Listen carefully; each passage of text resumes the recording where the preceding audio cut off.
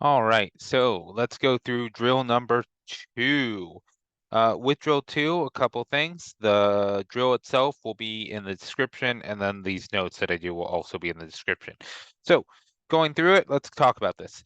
Epsom salt, magnesium sulfate are commonly used as bath salts. However, the anhydrous form of the salt is a drying agent. So what they mean by the anhydrous form is this one, MgSO4 times some amount of water.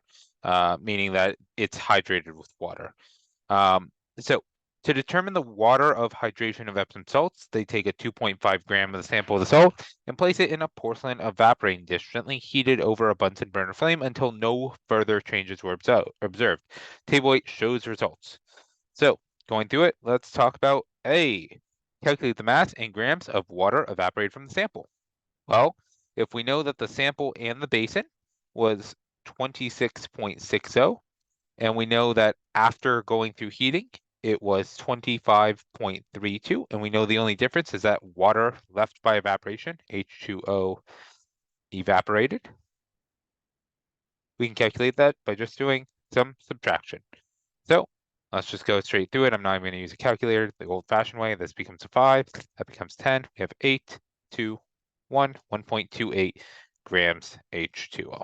All right, there we go. First one.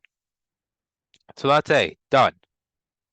B, we are going to go ahead and calculate the amount in mole of water. So we start with 1.28 grams H2O. Doing our stoichiometry, we take grams of water, put on the bottom, gram H2O, put on the top, mole H2O, and we need the molar mass, which I know that hydrogen is each 1.01, oxygen is 16.00, which gives us a grand total of 18.02. So 1.28 divided by 18.02, that one has to be on the calculator. And we get 0.0710 mole H2O. Now, you'll notice I kept 3 sig figs just because we are dealing in sig figs. I mean, I just want to keep it. So we are starting with 3 because when we do our math right here, we are keeping the highest decimal count, which was to the 100th place. So that's what I did here. And now we have 3 sig figs going into our math. And when we're multiplying and dividing, we use 3 sig figs. So moving on to part C. C, got it. Calculate the mass in grams of MgSO4. Well, we know that 2.50 grams of sample minus 1.28 grams of water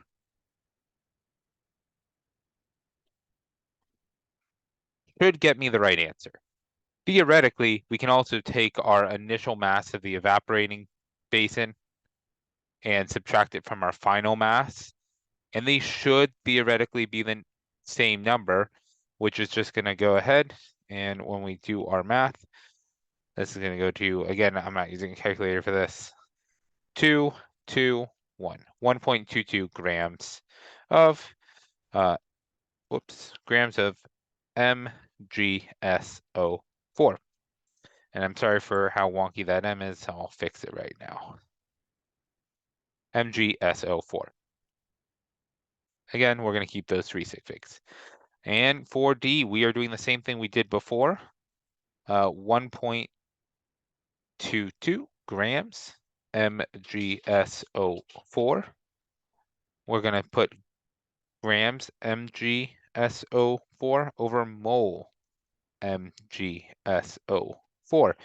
And we know it's going to be 1 mole. So now we're going to go ahead and calculate this. This I will absolutely need a calculator for.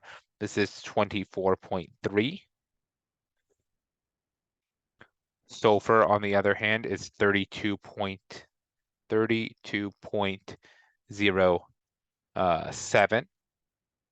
And oxygen, again, is 16.00. And just to get one more decimal, magnesium is 24.31. So I'm going to go ahead and add these up real quick, taking into account that there are 4 oxygens. And I get 120.32. Again, we're going to maintain 3 significant figures because That's how much we have here. So when I take 1.22 and divide it by that amount, we get a total answer of 0.101. Oh, my bad. It is actually 0.0101 mole.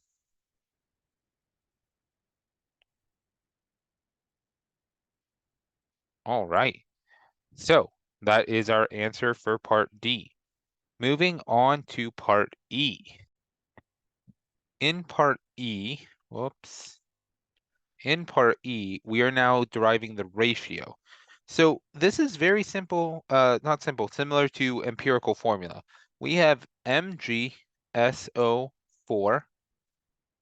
at a ratio of 0.0101 to H2O at a ratio of 0.070, or sorry, 710. And in every sample, that is apparently the mole ratio, or at least it is in our sample. So we can just divide both of them by the lowest number. And what we're doing, again, is called normalization, 0.0101.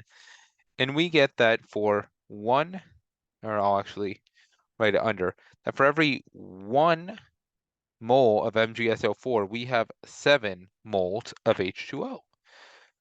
So we can now find our ratio is 1 to 7. Therefore, x equals 7. So that is our answer for E. All right, last but not least, we have F. State the formula. Well, we know it's MgSO4 dot 7H2O. And that's it. We've done it. So go ahead and you can practice your stoichiometry, do whatever you need, and hopefully this helps.